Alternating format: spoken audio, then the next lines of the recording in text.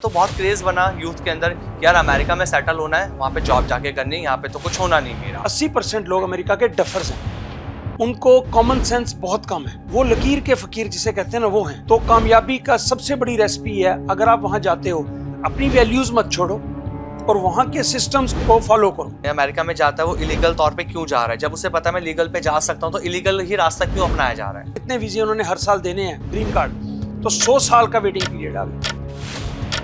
जो डिपोर्ट होकर वापस आ रहे हैं उनका फ्यूचर अब कैसा है आगे? मैं इसका जवाब नहीं दे सकता क्योंकि आपने तो अमेरिका को 25 साल से जाना है सर। कैसे आप सभी, स्वागत है आपका एक और धमाकेदार पॉडकास्ट में। आपके साथ मैं हूं आमिर खान। आज का जो ये पॉडकास्ट रहने वाला है बहुत ज्यादा एक्सक्लूसिव आप सभी के लिए रहने वाला है, क्योंकि आज के पॉडकास्ट में हम जिन टॉपिक्स के बारे में बात करने वाले हैं बेहद इंपॉर्टेंट है आप सभी के लिए, क्योंकि यहाँ पे आज नॉलेजेबल ये पॉडकास्ट रहने वाला है। ऐसी जानकारी आप लोगों को मिलने वाली है जो अभी तक आपको ढंग से नहीं मिल रही थी। किन लोगों को मिलेगी सबसे ज्यादा? जो लोग यूएस से जाना चाहते हैं, जो सपना देख रहे हैं कि हमें अमेरिका में सेटल होना है, कि अमेरिका में सेटल होने से क्या सच में फ्यूचर बदल सकता है, क्या डिपोर्टेशन जो लगातार बढ़ा है ट्रम्प के आने के बाद से वो क्यों है, उसके पीछे क्या कारण है, क्या वहां पर स्टार्टअप करना आसान हो सकता है आप सभी के लिए। या अगर हम बात करें कि स्टॉक मार्केट को लेकर, इंडियन और यूएस स्टॉक मार्केट, ये ऐसी मार्केट है जहां पे लोगों को लगता है कि वहां अगर हम पैसा लगा रहे हैं जाकर तो वहां ज्यादा चीजें मिल रही हैं। वहां का बच्चा कैसे कामयाब हो रहा है जल्दी और यहाँ का बच्चा क्यों पीछे रह पा रहा है, बहुत सारी चीजों को लेकर आज हम बात करने वाले। क्योंकि आज का जो पॉडकास्ट है इसके जो गेस्ट है ना वो खुद अमेरिका से आए हमारे बीच। इंडिया के थे लेकिन अमेरिका जाकर रहने लगे। 25 सालों से अमेरिका के अंदर वो खुद रह रहे हैं, वहां जाकर जॉब करी और आज वो लोगों को ऐसी ऐसी बातें बता रहे हैं, पर्दा कहते हैं ना आंखों से हटा रहे हैं सच्चाई क्या है। क्योंकि हमें लगता है कि अमेरिका जाना आसान हो सकता है, वहां जाकर चीजें बड़ी बड़ी होंगी, सपने बहुत बड़े हर कोई देख रहा है, लेकिन सही क्या है, सच्चाई क्या है, इस पॉडकास्ट में आपको पता लगेगी। हम बात कर रहे हैं जीएस भाटिया जी की। सर स्वागत है आपका हमारे पॉडकास्ट में। नमस्कार Aamir ji, thank you so very much for inviting me here. Sir कैसे हैं? बहुत बढ़िया, फैंटास्टिक। बहुत मजा आने वाला है कि जैसे मैंने कहा कि बहुत सारी चीजों से आज रूबरू हम लोगों को कराएंगे, पर्दा हटने वाला है। क्योंकि इंडिया का एक इंसान अमेरिका जाके रहा, 25 साल से आप वहां पर हैं, तो सबसे पहले मैं ये जानना चाहूंगा जीएस भाटिया जी, 25 सालों से अमेरिका में हैं, आप अपने बारे में थोड़ा सा हमें पहले बताएं।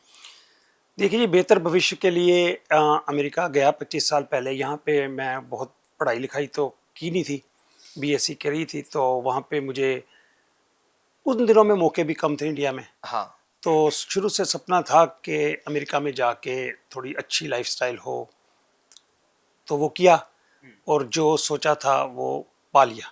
अच्छा। जी, तो वहाँ पे जाके शुरू में तो स्ट्रगल होती है, तो आपको ढूंढना पड़ता है कि क्या करना पड़ेगा। सबसे पहले जो वहाँ पे जाते हो, जो तो प्रोफेशनल्स हैं उनको तो पता है, हाँ वो हाँ। आर्किटेक्ट है उसको पता है क्या करना है, कोई सॉफ्टवेयर इंजीनियर उसको पता है। तो जैसे हम जैसे लोग हैं, जैसे बहुत ज़्यादा एजुकेशन किसी पर्टिकुलर फील्ड में नहीं थी, तो ये सोचते थे वहाँ पे जाके करेंगे क्या। तो डिफरेंट थिंग्स ट्राई करी। तो मैं बेसिकली गैम्बलर था, इंडिया से ही गैम्बलिंग करते थे। जी। तो यहाँ पे तो इलीगल थी, तो वहाँ पे जाके जब मैंने देखा कि गैम्बलिंग लीगल है, तो कसिनो में गए तो वो स्वागत कर रहे हैं। यहाँ पे तो पुलिस पकड़ लेती है, तो वहाँ पे लीगल गैम्बलिंग देख के बड़ा मज़ा आया।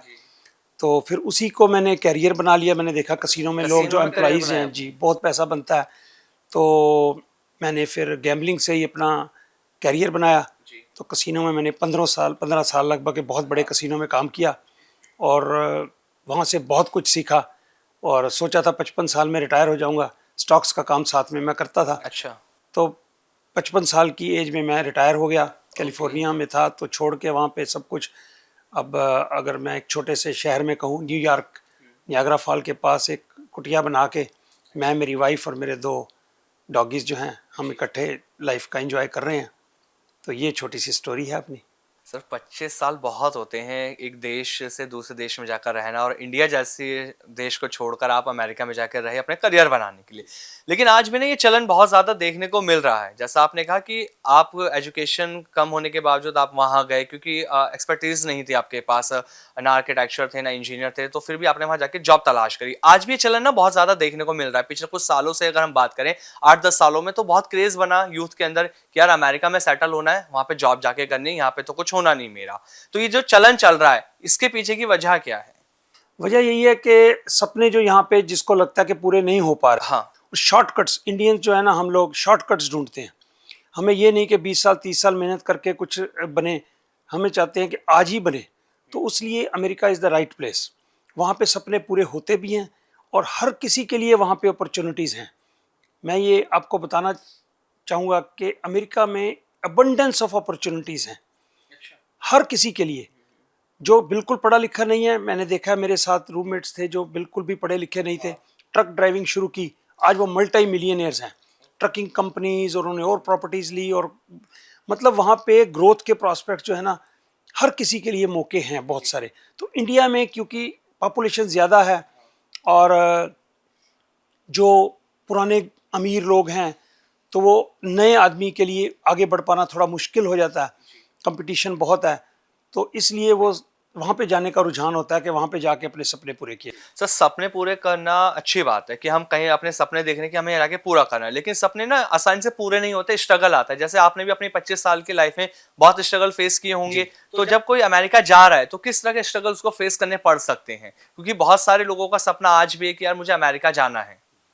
देखिए, जो लोग जाते हैं ना, अगर तो लीगल तरीके से जाते हैं, अलग अलग कैटेगरीज होती हैं जाने की। तो जिसने जाना है वहाँ पे परमानेंटली रहने के लिए, तो उसको तो सबसे पहले ये करना चाहिए, जहाँ पे आप जा रहे हो ना वहाँ का कल्चर अडॉप्ट करो। हमारे जो कई लोग H1B वीज़ा के ऊपर जाते हैं, उनको ये होता है कि पता नहीं कितने साल के लिए जाना है, तो वो अपने ही इंडियन डायस्पोरा में ही बिजी रहते हैं, तो अमेरिकन कल्चर को वो अडॉप्ट नहीं कर पाते, तो उसको आप अपना घर नहीं बोलते अमेरिका को। अच्छा। तो मैंने बहुत जल्दी ही पता था मुझे कि मैंने वहीं रहना है, फैमिली मेरे बच्चे सब वहीं आ गए, तो मैंने उसको अपना घर बना लिया। अच्छा। देखिए ना, आप अगर यहाँ पे दिल्ली में रहते हो और कहीं बेंगलोर में चले जाओ, अगर वहाँ पे आप फॉरेनर की तरह रहो, कल्चर, वहाँ की लैंग्वेज ना सीखो, वहाँ का खाना ना खाओ, वहाँ के जोक्स ना आपको पता हो, तो आप वहाँ इंजॉय नहीं कर पाओगे। तो कुछ इंडियन जो यहाँ से वहाँ जाके रहते हैं, तो अपने इंडियन लोगों से ही दोस्ती करना और वही सुनी सुनाई बातें जैसे होती हैं, तो उस तरफ, तो फिर वो अमेरिका का कंप्लीट मज़ा नहीं ले सकते। तो मेरे मतलब फॉर्चुनेटली या अनफॉर्चुनेटली मेरे शायद ही कोई इंडियन दोस्त हो। जितनी देर मैंने कसिनो में जॉब की, तो मेरे सारे ही दोस्त दूसरे लोग थे, क्योंकि मैं उनसे कुछ सीख पाता था। मुझे था कि मुझे कुछ सीखना है, यहाँ का कल्चर के बारे में सीखना है। तो 2-3 साल जॉब करने के बाद मेरे कसिनो के जितने भी एम्प्लॉइज़ हैं, वो स्टॉक्स के लिए मेरे पास एडवाइस के लिए आते थे। हमारा 401k होता है, जहाँ यहाँ प्रोविडेंट फंड होता है ना, तो उनका 401k होता है। अच्छा। तो उसको स्टॉक्स में लगा सकते हो आप। तो वो मेरे से एडवाइस लेने की लाइनें लगी होती थी कि यार मेरा ये कर दो, मेरा ये कर दो, मेरा वो कर दो। प्रॉपर्टी डीलिंग, प्रॉपर्टी में आया, मैंने कुछ प्रॉपर्टी परचेज की 2008 में, प्राइसेस काफ़ी नीचे थे, तो तब सारों ने देखा कि कैसे ये सक्सेस स्टोरी, हमारा एक कोलीग है जो इंडिया से आया है, और हमारे ही सिस्टम, मुझे बड़ी खुशी मिलती थी वहाँ के लोगों को उन्हीं के सिस्टम्स के बारे में मैं जब एक्सप्लेन करता था। अमेरिका के लोग, एक बात आपको बताऊं, 80% लोग जो है ना, लफज सख्त है वैसे, पर डफर्स हैं। 80% लोग ऐसा अमेरिका क्यों? के डफर्स हैं। उनको कॉमन सेंस बहुत कम है। वो लकीर के फकीर जिसे कहते हैं ना, वो हैं। वो सिस्टम्स को फॉलो करते हैं, पर ऊपर वाले 5-10% जो लोग हैं ना अमेरिका को, वो चलाते हैं। वो जो उनको बस जितना कमाया, बियर पी ली, इंजॉय कर लिया, पैसे खत्म कर दिए। वो स्लेव्स की तरह जिंदगी जी रहे हैं 70-80% लोग। अमेरिका में गरीबी बहुत है, आप ये नहीं कह सकते कि अमेरिका में गरीब नहीं है। पे चेक टू पे चेक है, कमाया खाया खत्म कर दिया। Okay. वो उनको एक हफ्ते का भी उनके पास पैसा बैंक में नहीं होता कि वो, अगर उनकी जॉब चली जाए, एक हफ्ता भी वो गुजारा नहीं कर सकते। हमारे लोग वहाँ पे क्यों कामयाब हो जाते हैं?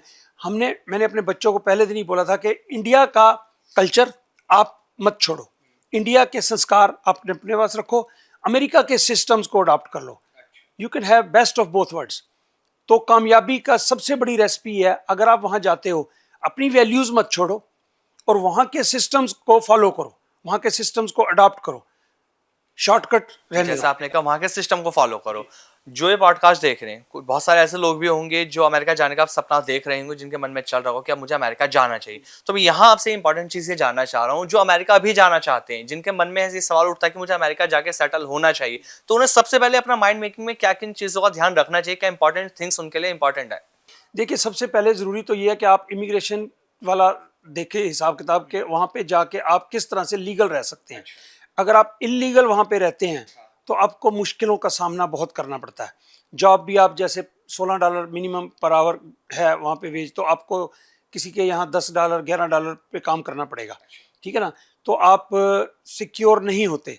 तो मैं ये कहूँगा कि जो भी 2 नंबर में जाने वाले लोग हैं, वो यहाँ पे इंडिया में ही अपने मौके देखें।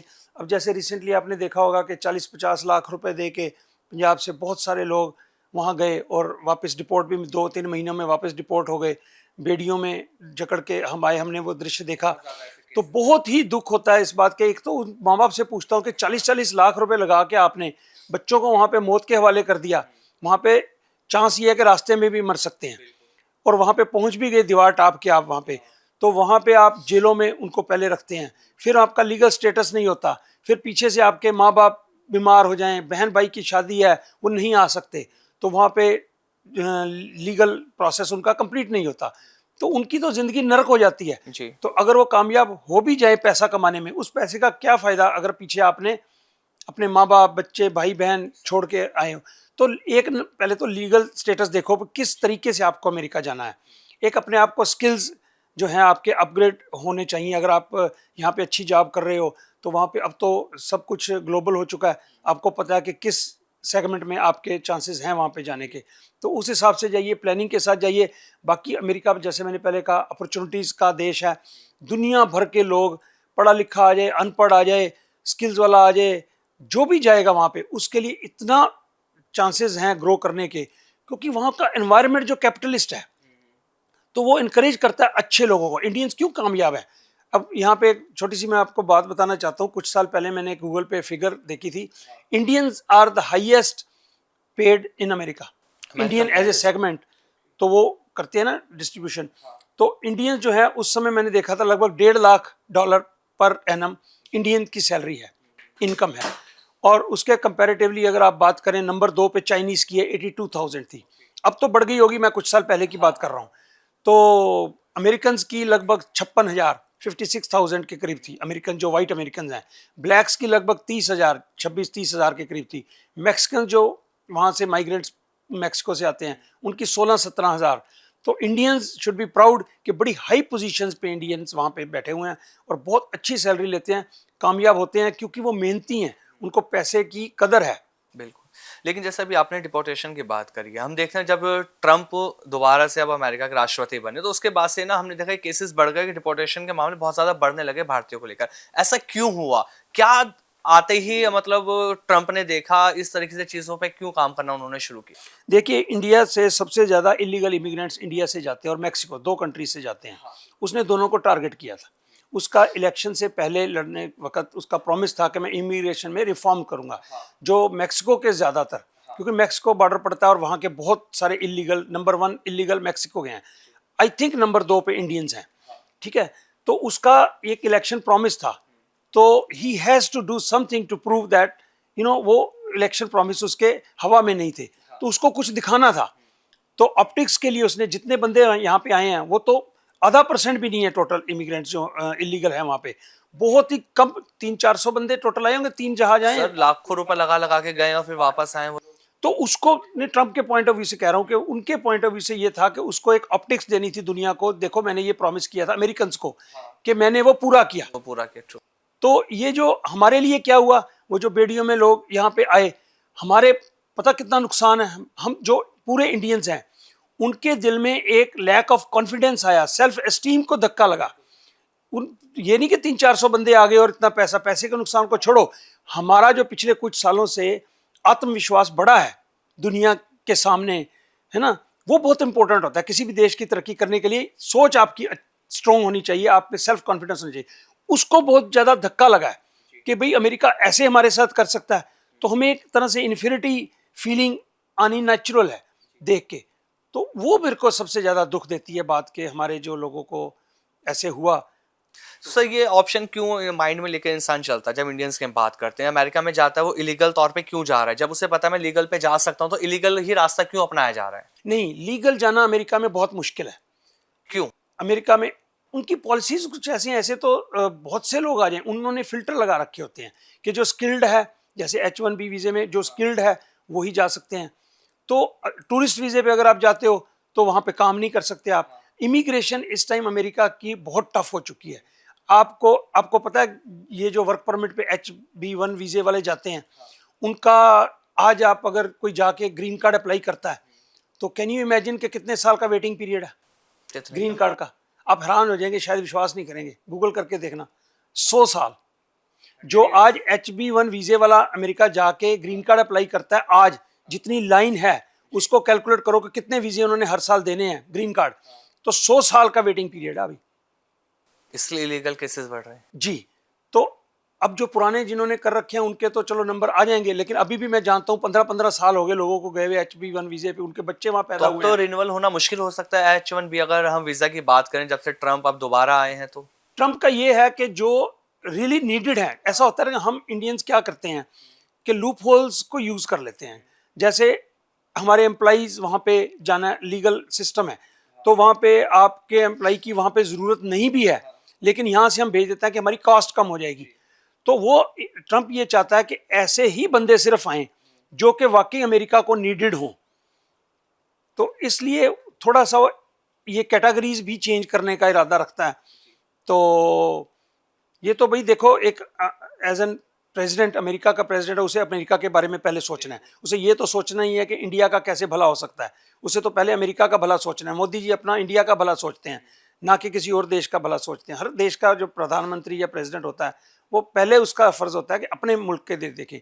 तो ट्रंप जो कर रहा है वो अपने मुल्क के लिए जो सही है उस हिसाब से कर रहा है, उसमें इंडिया को हर्ट होता है तो that is not his problem.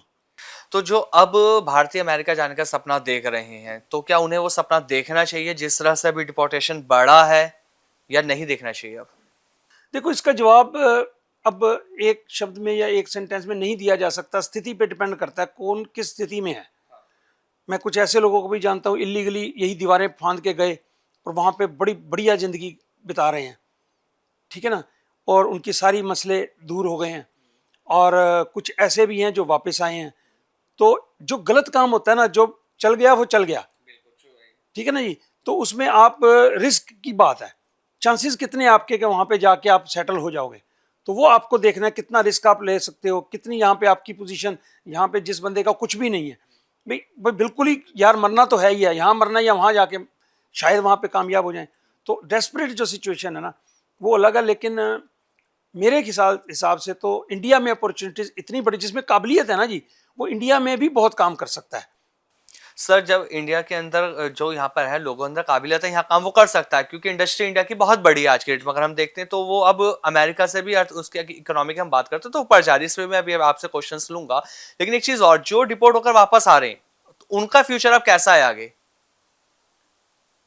अब मैं इसका जवाब नहीं दे सकता, क्योंकि मुझे नहीं पता कि वो वापस आके क्या करेंगे, और पैसा तो उनका जा क्योंकि चुका है, आपने तो कर्जा। अमेरिका को 25 साल से जाना है सर। नहीं वहां जाना, लेकिन यहाँ पे जो उन किस हालात में गए, क्या गए, तो इमिग्रेशन के क्या सिचुएशन है, मैं इसका एक्सपर्ट नहीं हूँ, तो मैं इस पर कमेंट नहीं कर सकता कि यहाँ पे आके वो।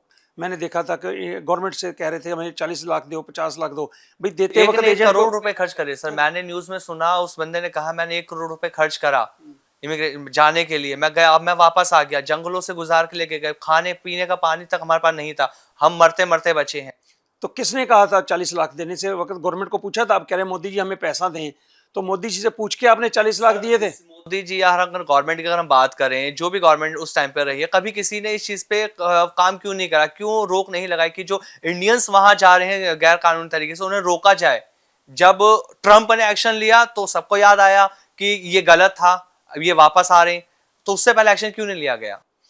देखिए, जब कोई डिजास्टर होता है ना, जहाज कितने उड़ रहे हैं दुनिया में, लाखों जहाज उड़ते हैं, लोग इधर जा रहे हैं उधर जा रहे हैं, एक आधा जहाज का क्रैश हो जाता है तो लोग जहाज के क्रैश के बारे में बातें करनी शुरू कर देते हैं।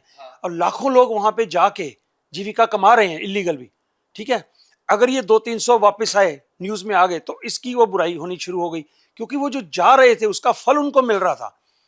उससे मोटिवेट होके जो वहां पे जाके लोग अपनी फोटो खिंचाते हैं किसी अच्छी कार के साथ, ये वो, तो यहाँ पे लोगों को फैसिनेट करता है, ठीक है ना। तो अमेरिका एक अपॉर्चुनिटीज वाला मुल्क है, ये सच्चाई है, और फिर लोग कोशिश करते हैं। तो जब तक हम इंडिया को ही ऐसा ना बना दें, इनका माहौल ऐसा ना बना दें, तो जब दिल्ली में जो एम्बेसी है अमेरिका की, उसके बाहर की लाइनें कम ना हो जाएं, तो तब तक ये रुक नहीं सकता। गवर्नमेंट कहाँ तक क्या क्या कर सकती है? गवर्नमेंट को आप ब्लेम करते हैं हर बात पे, ये करना चाहिए वो करना चाहिए।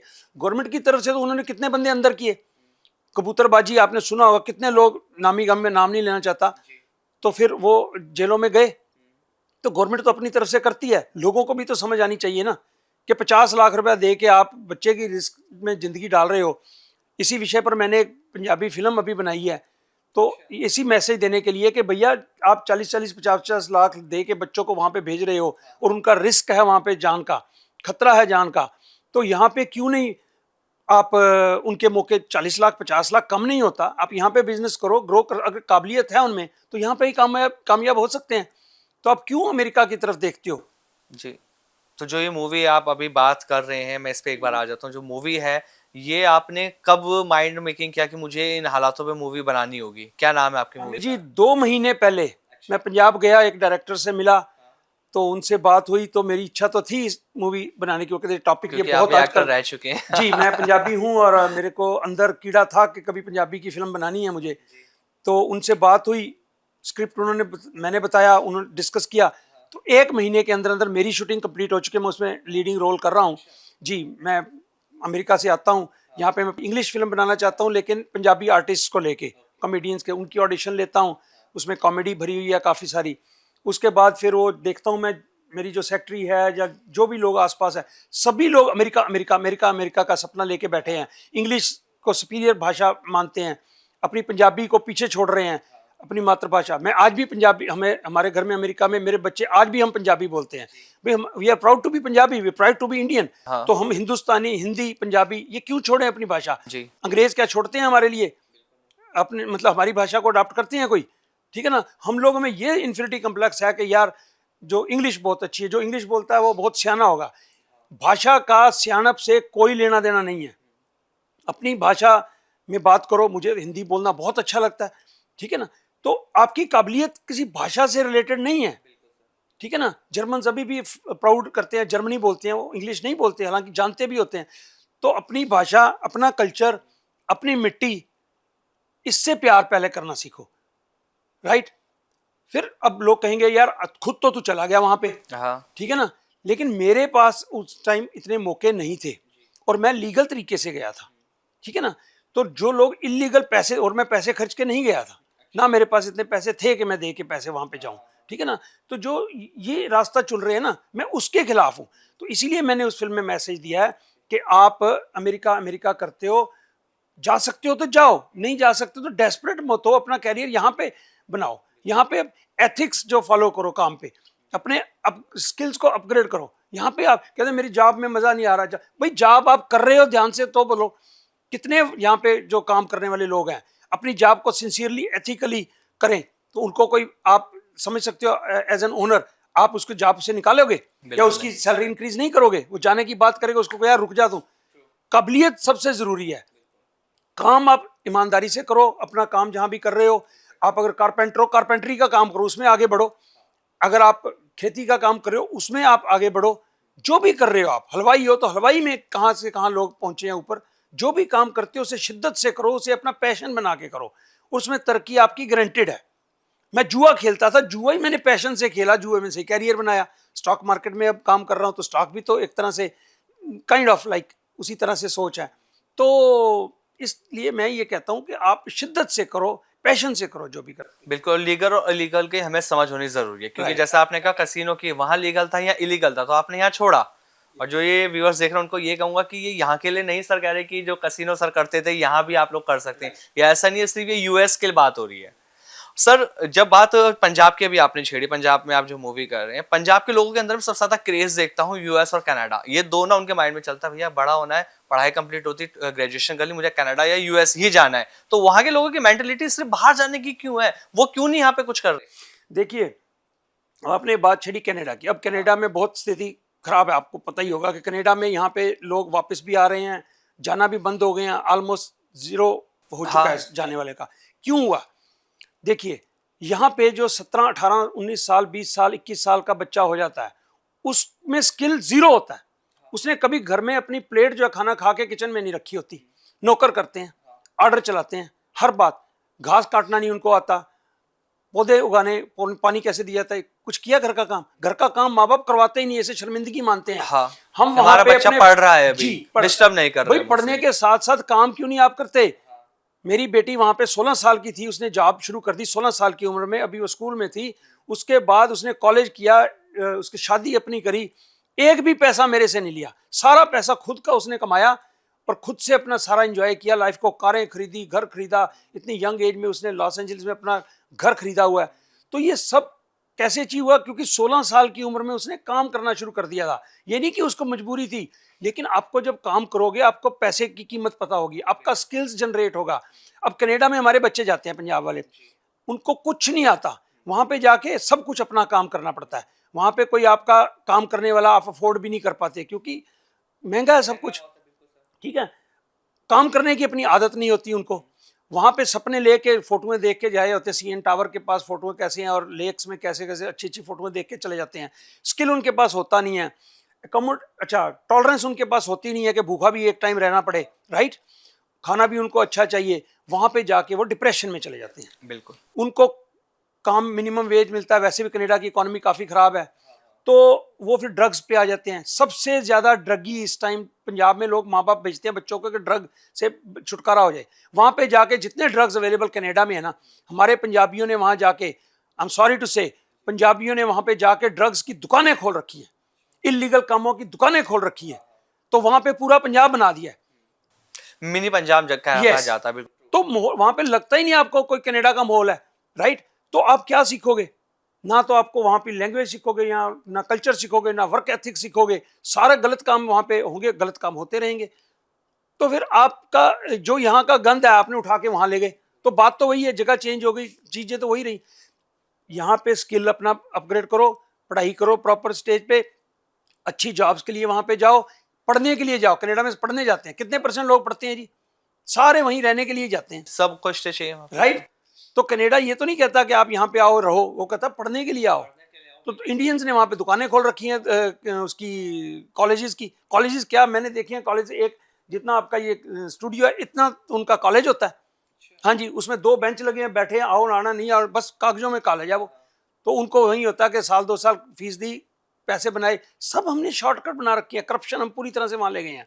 इसलिए अब जहां भी जाओ तो वहां के अगर सिस्टम्स को फॉलो करो, वहां को खराब करने की बजाय, अमेरिका में बहुत कम है इंडियंस, इसलिए वहां के सिस्टम्स को खराब नहीं कर सकते, फॉलो करना पड़ेगा वहाँ जी। के सिस्टम्स की तो सारी कहानी है। सिस्टम की। जब कहानी की बात आप कर रहे हैं ना सर, अगर हम इंडियन पेरेंट्स की बात करते हैं तो यहाँ के मैं बच्चों की और वहाँ के बच्चों की बात करूँ, जब मैंने एक केस स्टडी पढ़ी तो मुझे बहुत चीजें ना अजीब लगी कि हमारे यहाँ का बच्चा 25 साल का लड़का भी बच्चा कहलाया जाता है कि अब ये पढ़ रहा है, हमारा बच्चा है, इसे हम फालतू चीजों में नहीं डालते, ना घर के काम के लिए बोलेंगे, ना ही कोई काम सीखने के लिए बोलेंगे, इसे पढ़ने दो। लेकिन वही बात अगर हम अमेरिका की करते हैं ना, वहाँ 16 साल 17 साल 10th क्लास में एग्जैक्टली जब बच्चा आ जाता है तो वो पार्ट टाइम जॉब करना अपनी शुरू कर देता है, यानी कि अपने खर्चे वो खुद करता है और माँ बाप घरों से निकाल देते हैं कि जाओ अब अपना गुजारा आप खुद करो।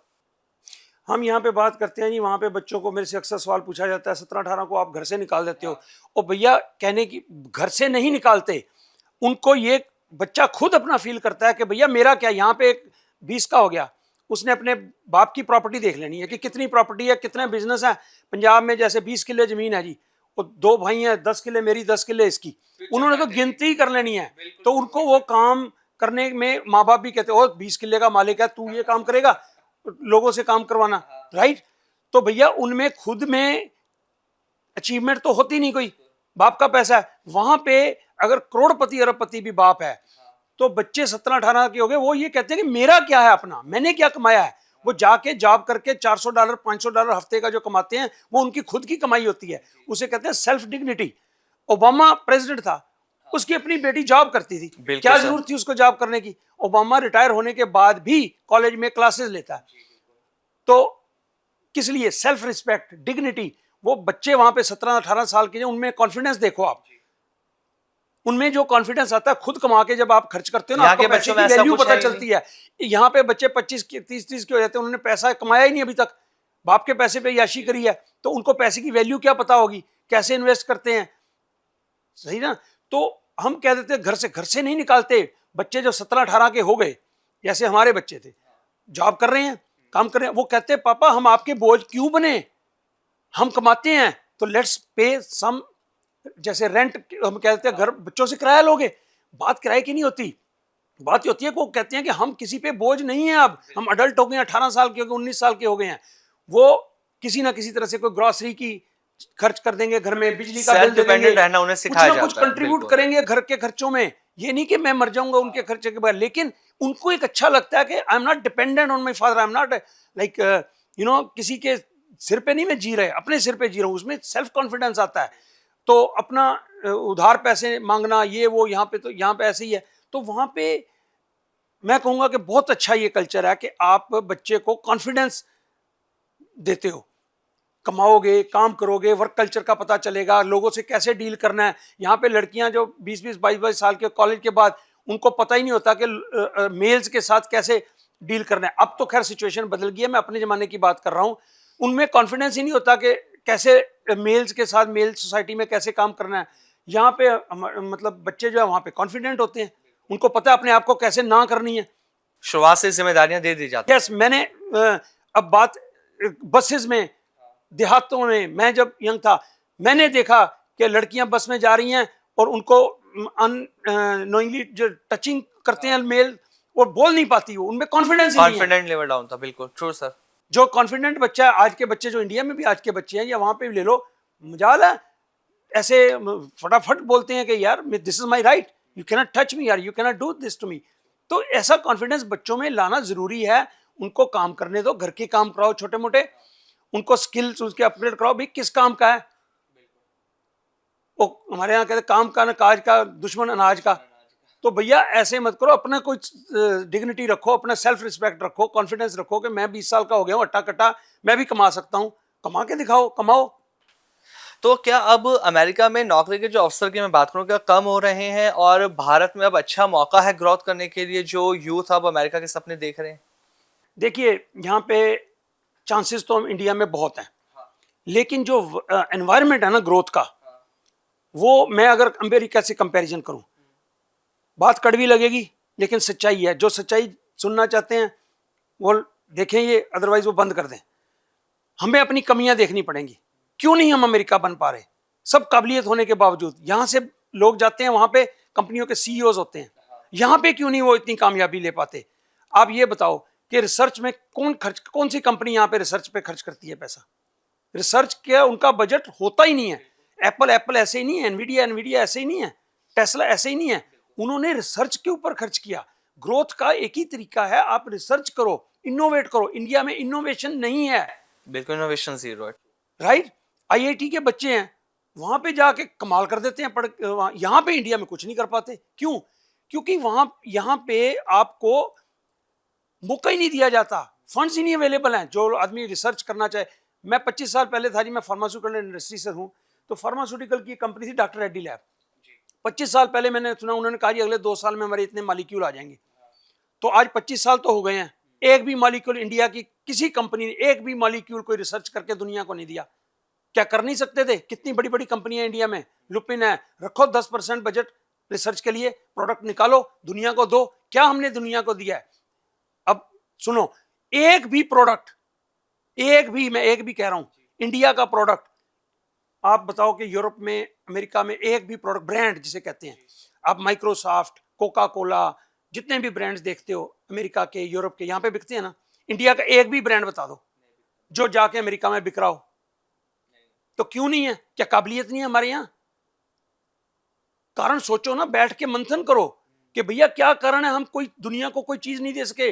फार्मास्यूटिकल इंडस्ट्री मॉलिक्यूल दे दे कोई, क्या साइंटिस्टों की कमी है हमारे यहाँ? बैठो मिलके एक प्रोडक्ट बनाओ, रिसर्च बनाओ, दुनिया को अपना गुलाम बनाओ। अमेरिका ने गुलाम बना रखा ना, कोशिश ट्राई कर ही नहीं पा रहे ना। तो उसके लिए एक तो बजट नहीं है। एक आपने सबीर भाटिया का नाम सुना होगा, हॉटमेल उसने अमेरिका में जाके बनाई थी 1996 में, 96 में। हाँ। तो पहली हॉटमेल जो ईमेल होती थी, जी, जो जी, पुराने जी। लोग जानते होंगे, उसने फिर माइक्रोसॉफ्ट को भेज दी थी $450 मिलियन में, उस समय का काफी वक्त। उसकी मैंने अभी एक इंटरव्यू सुनी, वो कहता था कि वेंचर कैपिटल फंड जो है ना, उन्हीं के सिर के ऊपर सारा काम चलता है, ये रिसर्च होती है, क्योंकि 10 साल 20 साल उनकी रिसर्च में लगते रहते हैं। तो वहां पे अमेरिका में फंड्स जो है ना, ऐसी कंपनी को देते हैं फंड्स के, लो जी काम शुरू करो, 20 साल 15 साल पैसा देते रहते हैं। जब उनका मालिक्यूल आ गया, सारे पैसे उनके वसूल हो जाते हैं। इंडिया के वेंचर फंड, कैपिटल फंड जो है इतने कमजोर हैं, वो किसी को पैसा देते ही नहीं। वो कहते हैं आज देता हूं तो 2 महीने में कमाई, 6 महीने में कमाई क्या है या साल में कमाई क्या है, लॉन्ग टर्म के लिए इन्वेस्ट करने को तैयार ही नहीं है, फंड्स अवेलेबल ही नहीं रिसर्चर्स के लिए। तो गवर्नमेंट को चाहिए ऐसे फंड्स के, जैसे आयुर्वेदा है, आयुर्वेदा में मैं कहता हूं इंडिया का जो आयुर्वेदा है दुनिया को हिला सकता है, ऐसी ऐसी चीजें हैं यहाँ पे। तो इस पे पैसा खर्च करो, रिसर्च करो, इसको मार्केट कर दो दुनिया में। हमने योगा, योगा एक चीज है, आप जब ब्रांड की बात होती है, एक योगा ऐसी चीज है दुनिया पूरी में इंडिया का ही है ना योगा। तो इस तरह से अब आयुर्वेदा है, इसमें रिसर्च करो, ट्रीटमेंट रियल ट्रीटमेंट है, एलोपैथिक में ट्रीटमेंट ही नहीं है किसी चीज का। नहीं, बिल्कुल। आप बीपी की गोली खाते रहो सारी जिंदगी, कभी क्योर हुआ कोई बीपी वाला बंदा, थायराइड वाला को बंदा क्योर हुआ? तो आयुर्वेद में भाई साहब इनके इलाज हैं जड़ी बूटियों में, तो इनको क्यों नहीं आप रिसर्च करके इन्वेस्ट करके दुनिया के सामने पेश करते? हिला दोगे आप दुनिया को। लेकिन हम, हमारी सोच, वर्क एथिक्स हमारे कमजोर हैं। ट्रम्प के आने के बाद अगर मैं इंडिया और अमेरिका की बात करता हूं तो इनके जो रिलेशंस हैं किस किस तरह का बड़ा बदलाव आप देखने को मिल सकता है इंडिया और यूएस में? एक बात तो समझ लीजिए कि इंडिया के बगैर दुनिया का गुजारा नहीं है, इंडिया के बगैर अमेरिका का गुजारा नहीं है। America needs India more than India needs America, क्योंकि हर वहां पे इन्फ्लुएंशियल पोजीशंस पे इंडियंस बैठे हुए हैं, हर बड़ी बड़ी कंपनी के सीईओज इंडियंस हैं, ठीक है, डिसीजन मेकिंग में इंडियंस काफी हैं। और इंडिया से जो वर्क फोर्स जाती है ना वहां पे, फर्दर कंपनीज के सीईओ बनने वाले यहाँ से इंडिया से ही जाने हैं। और India is a growing country, India का आने वाला वक्त बहुत सुनहरी है जी, उसको हम फास्ट कर सकते हैं अपने थोड़ी एफिशिएंसी ला के, थोड़ी सी चीजें सीख के, क्योंकि अमेरिका अमेरिका क्यों बना, उन चीजों को सीख के हम फास्ट ग्रो कर सकते हैं। रिलेशन में ऐसा होता है कि इंडिविजुअल रिलेशन से नहीं दुनिया चलती, लोग तो मोदी से उसकी फ्रेंडशिप है, उससे उसकी है, और ट्रम्प आया 1 साल तो लगभग चला गया, अभी जाने वाला आया, तो उसके बाद तो उसने प्रेसिडेंट नहीं बनना। पॉलिसीज जो है ना वो स्टे करती हैं, जो ब्यूरोक्रेसी है ना नीचे वो पॉलिसीज बनाती है। मोदी जी अगर आज ना भी हो तो क्या इंडिया फेल हो जाएगा?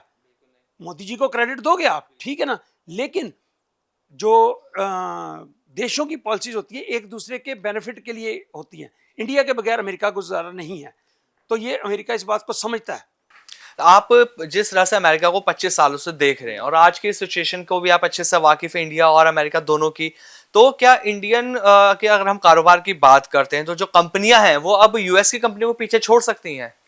देखिए आमिर जी, पहले तो आपका मुझे सवाल ही में त्रुटि है कि पीछे छोड़ने वाली बात हम क्यों करते हैं। यही सोच है हमें जो पीछे रखी हुई है, हम पीछे किसी को नहीं छोड़ना, हमने सबने ग्रो करना है, ये सोच रखो। क्योंकि अभी तक तो सर यूएस ही हमसे ज्यादा ग्रो है ना हर चीज में। नहीं, मैं ये कहता हूँ, अब चलो यहाँ पे ले लो आप, अगर आप कहो कि हमें रिलायंस को पीछे छोड़ना है, और भाई पीछे क्यों छोड़ना है आपने?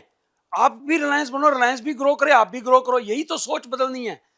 आगे नहीं जी निकलना। ध्यान से मेरी बात सुनो, हमारी ये सोच है कि पड़ोसी का घर बहुत सुंदर बना हुआ है, हमें उससे जलन हो जाती है, उसको पीछे छोड़ना है। ओ भैया नहीं, उसके पास जाओ, उसको कहो तेरा घर बहुत खूबसूरत है, बड़ी खुशी होती है मेरे को कि मेरे पड़ोस में इतना सुंदर घर है। अपना घर सुंदर कर लो, उसके घर को नीचा मत करो, दूसरे की लाइन छोटी नहीं करने की जरूरत, अपनी लाइन बड़ी करो। तो हमने अमेरिका की किसी कंपनी को पीछे नहीं छोड़ना है, उनके साथ काम कर रहा है। इलॉन मस्क इंडिया में आता है, टेस्ला लेके आता है, उसके साथ काम करो, उसके साथ मिलके दोनों ग्रो करो, टेस्ला भी ग्रो करे, आप भी ग्रो करो।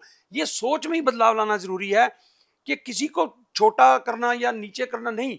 अमेरिका अमेरिका है, उसको पीछा देखो जी। हमारी जिंदगी में तो अब जितनी इन्वेस्टमेंट अमेरिका के एआई में हो चुकी है, क्या इंडिया नहीं मुकाबला कर सकता? अभी अगले कहते थे करेंसी आ जाएगी, अमेरिका का डॉलर खत्म हो जाएगा, आप सुनते पिछले 3 4 5 साल से ब्रिक्स आ जाएगी, डॉलर स्ट्रॉन्ग का स्ट्रॉन्ग ही हो जा रहा है, ठीक है।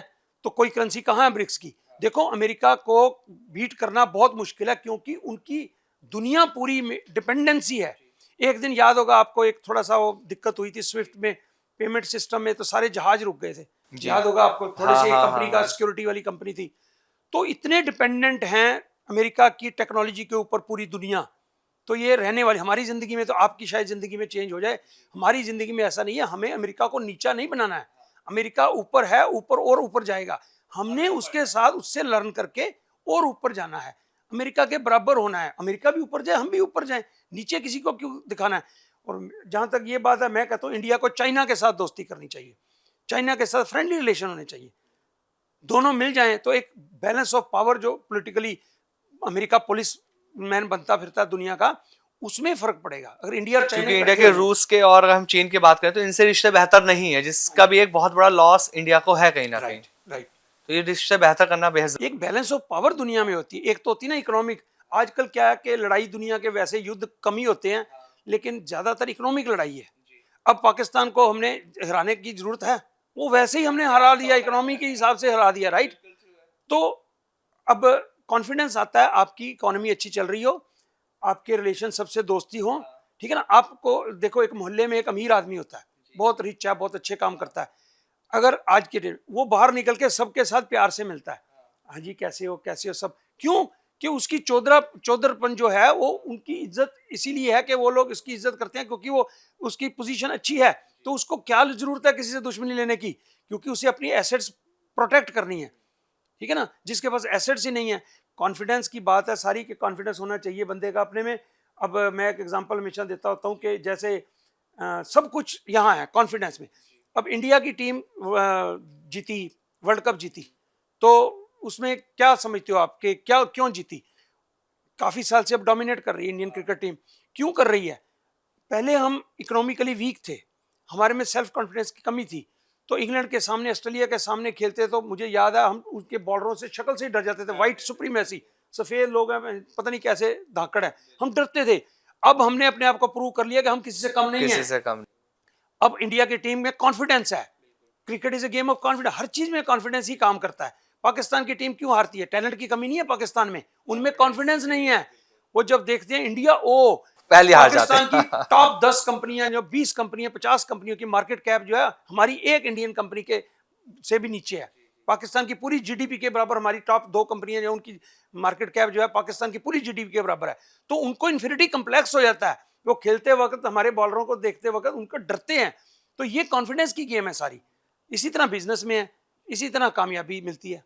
और जब हम अगर आप बात करते हैं ना, स्टॉक मार्केट की बात करते हैं, जैसे आप स्टॉक मार्केट में भी पैसा आप लगाते हैं, यूएस की मैं बात करता हूँ, इंडिया और यूएस मार्केट में दोनों बीच में अंतर क्या है, इसे हम कैसे समझ सकते हैं? क्योंकि इंडिया के अंदर ना बहुत ज्यादा क्रेज आपने यूथ के अंदर देखा होगा, बढ़ रहा है स्टॉक मार्केट के अंदर निवेश करने को लेकर, तो इन दोनों में डिफरेंस क्या है? देखिए, स्टॉक मार्केट का बेसिक प्रिंसिपल तो सेम ही होता है, ठीक है ना। तो यहाँ पे थोड़ी सी मिच्योर नहीं है अभी मार्केट, वहाँ पे अमेरिका में मिच्योर है मार्केट। इंडिया लेट आज़ाद हुआ, उसके बाद हमें इतने साल अभी हमारे नहीं हुए, तो वहाँ की मार्केट मिच्योर्ड है, उसमें लिक्विडिटी ज़्यादा है, उसकी हाई वैल्यू कंपनीज हैं, उनके सिस्टम्स इन प्लेस हैं। यहाँ पे हमारे स्कैम्स होते रहे हैं, अब तो चलो काफ़ी देर से नहीं हो रहा। मैनिपुलेशन स्टॉक प्राइसेस की यहाँ पे काफ़ी कॉमन है, ठीक है ना, वहाँ पे स्ट्रिक्ट रूल्स हैं। तो ये तो हुआ डिफरेंस बेसिकली। अदरवाइज तो देखो, स्टॉक मार्केट इंडिया में जो लोग कर रहे हैं ना, वो जुए की तरह से खेलते हैं कि शॉर्ट टर्म ट्रेडिंग कर ली, डे ट्रेडिंग कर ली। उसमें सेबी की एक फिगर है कि लगभग 93% लोग जो हैं वो लूज कर रहे हैं। एफ एंड फ्यूचर्स का काम करते हैं, ऑप्शंस का काम करते हैं। तो भैया आप 93% वाले क्यों 7% क्यों नहीं बनते आप?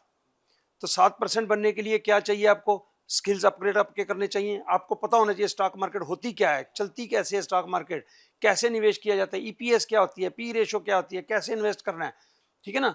तो उन चीज़ों को ध्यान में रखते हुए फिर तो आप बढ़ सकते हो। सबसे इजी तरीका है इन्वेस्ट करो, निवेशक बनो, जुएबाजी मत करो। स्टॉक मार्केट गैम्बलिंग के लिए नहीं बनी, स्टॉक मार्केट बनी है इन्वेस्टमेंट के लिए।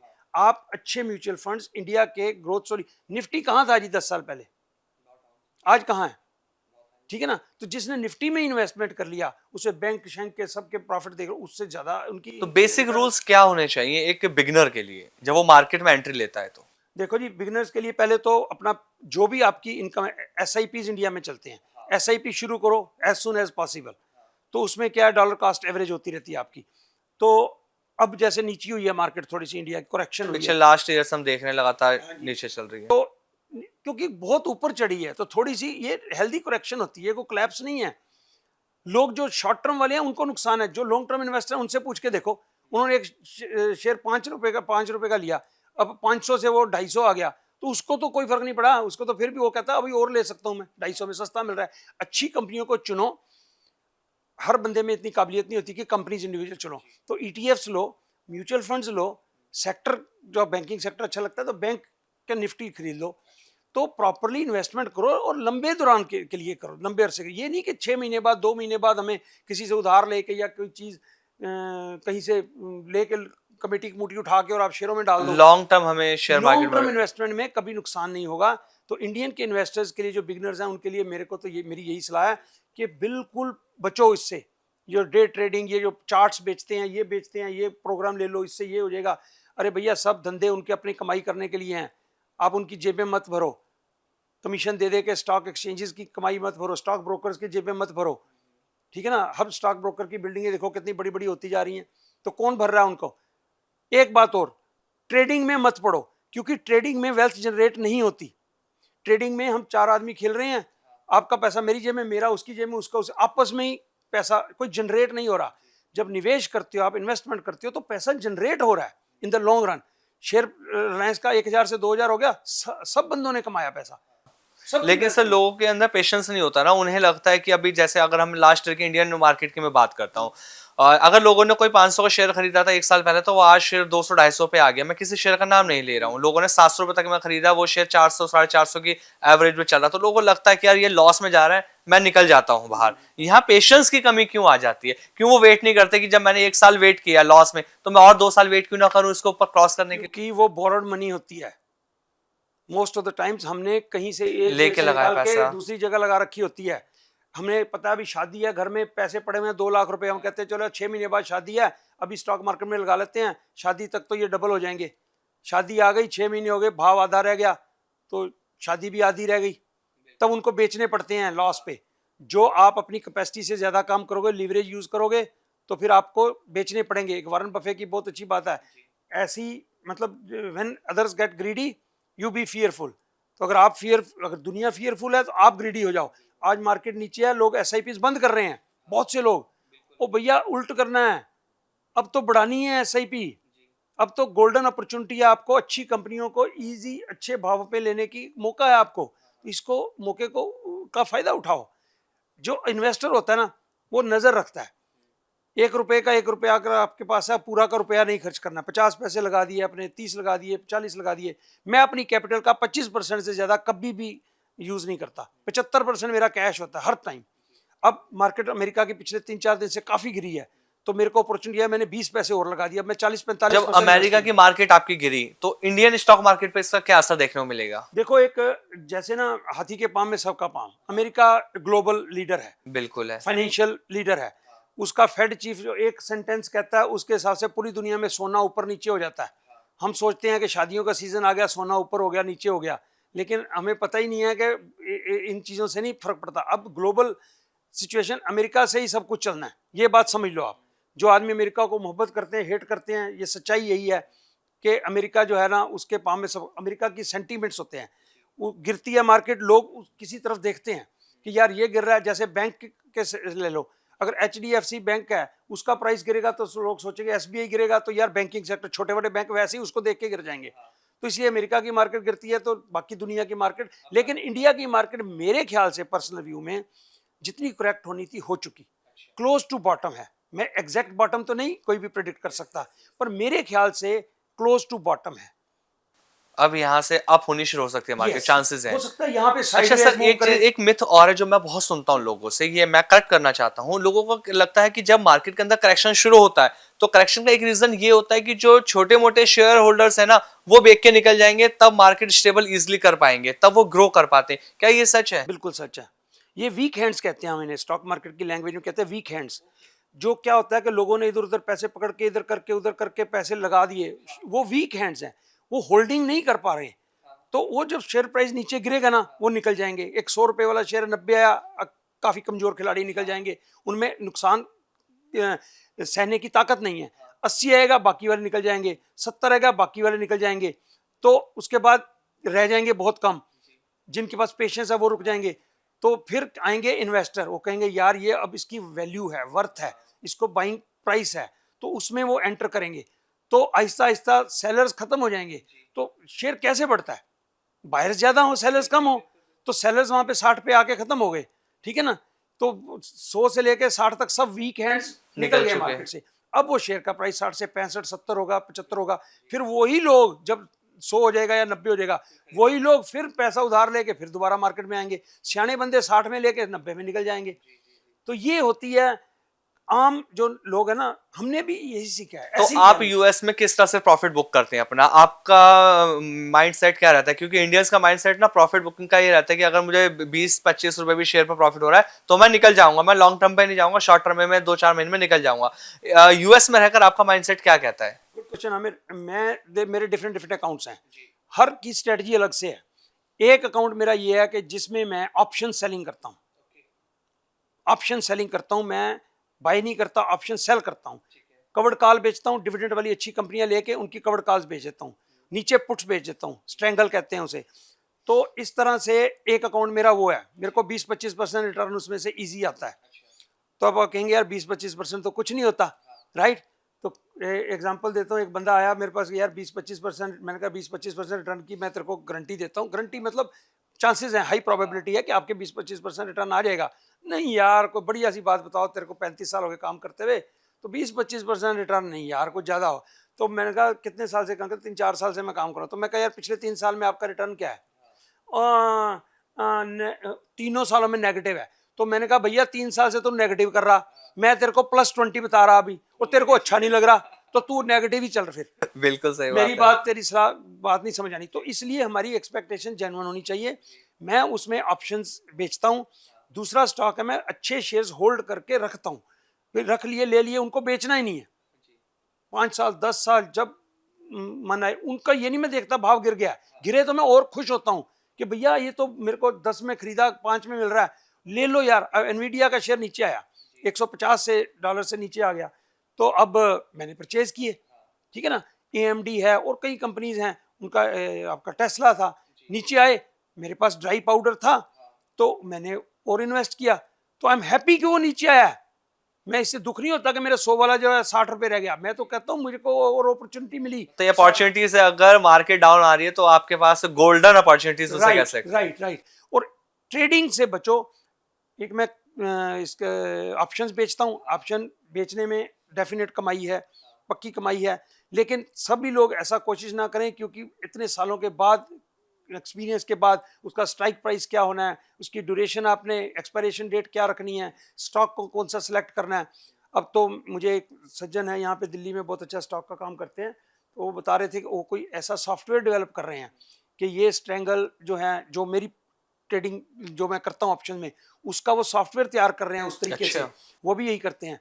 तो वो मार्केट में आपको कुछ करने की भी जरूरत नहीं है, तो आप पैसा लगाया, वो ऑटोमेटिकली एआई जो है टॉप 10 स्टॉक्स है वो सिलेक्ट कर लेगा। इस तरह से अब अपॉर्चुनिटीज आने वाली हैं। तो स्टॉक मार्केट देखो जी, इंडिया की स्टॉक मार्केट आप 20 साल बाद देख लेना, आप सोच भी नहीं सकते कितनी ऊपर जाएगी, सोच भी नहीं सकते।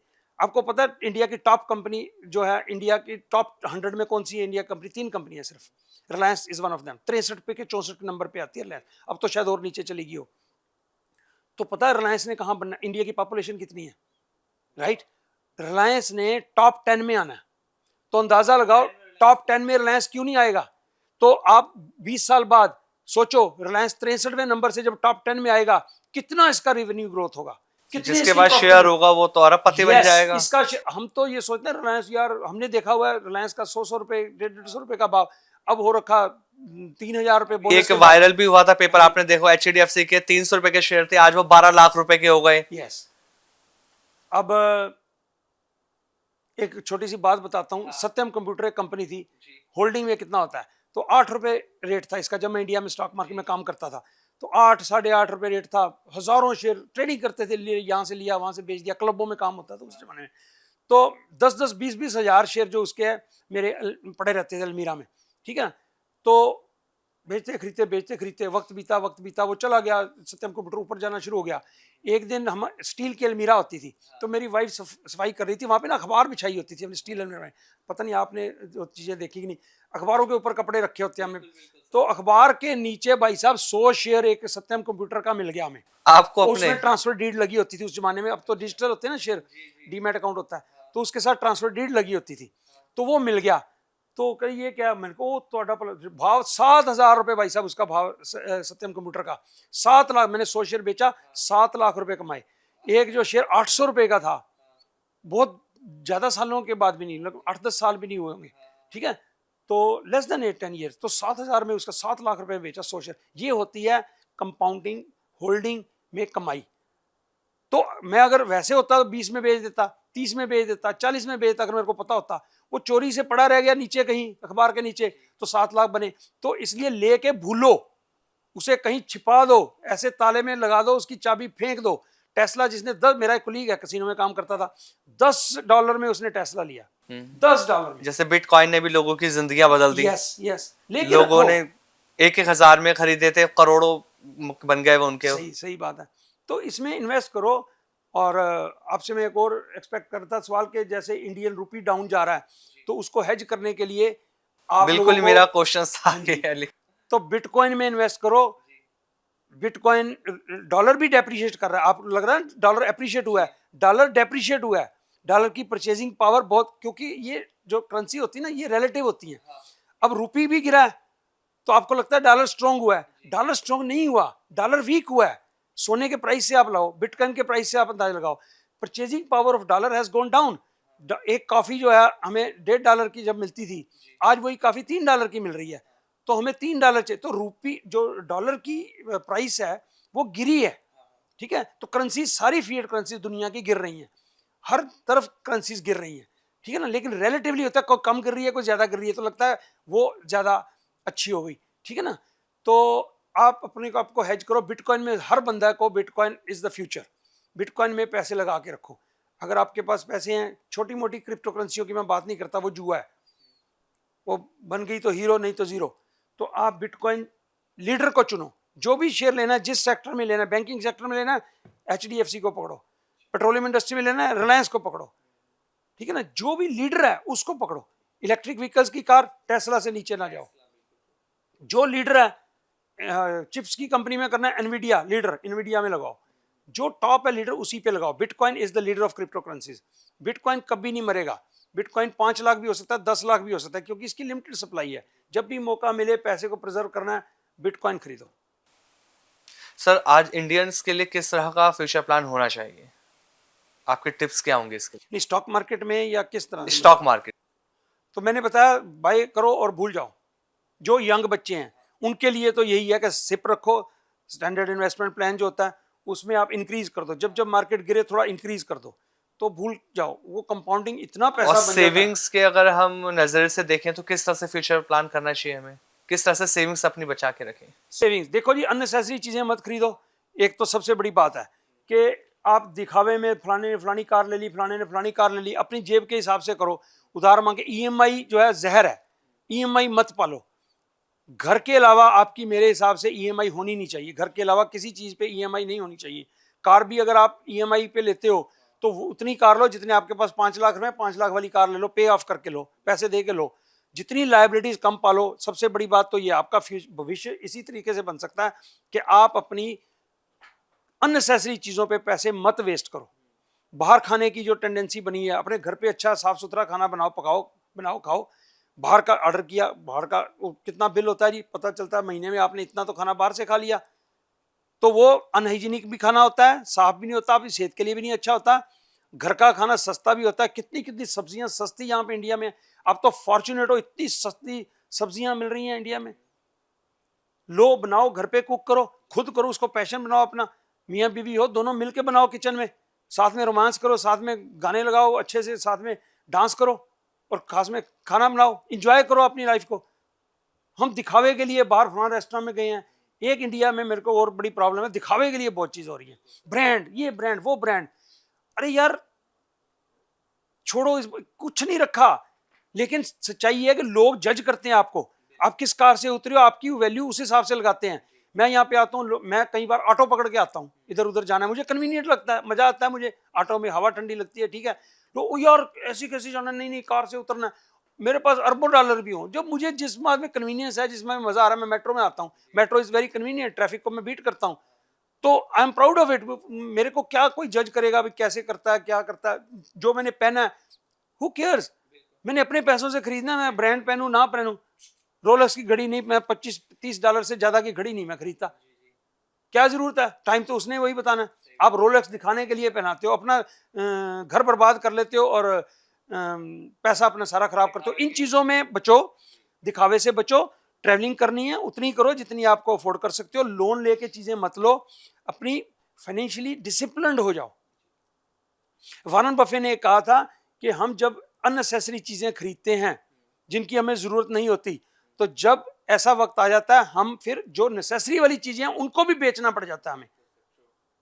तो उस सिचुएशन से बतो उसके पास अपनी खुद की 1970 की एक करोला है, अभी भी वो खुद ड्राइव करता है। वॉरेन बफे दुनिया का सबसे रिच आदमी है। तो सीखो उससे कुछ। कोई दिखावे की जरूरत नहीं है। कोई क्या आपके बारे में जज करता है, नोबडी केयर्स। कोई आपका बिल नहीं देने आएगा।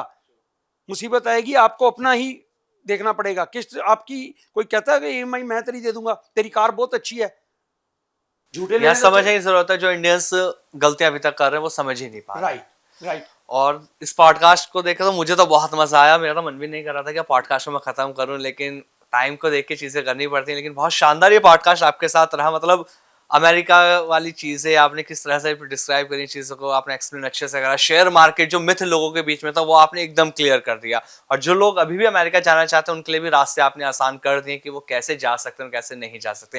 Thank you so much sir. Thank you Aamir for giving me chance. Last में ये कहना चाहता हूँ कि मैं 61 साल का हो गया हूँ। मैंने धक्के बहुत खाए हैं। अब मेरा ये पर्पस ये है कि अब जो मैंने गलतियां करी हैं आगे वाली जनरेशन को मैं ज्ञान अपना दे सकूँ ताकि वो गलतियां ना करें जो मैंने 60 साल में अचीव किया वो 30 साल की उम्र में अचीव कर लें।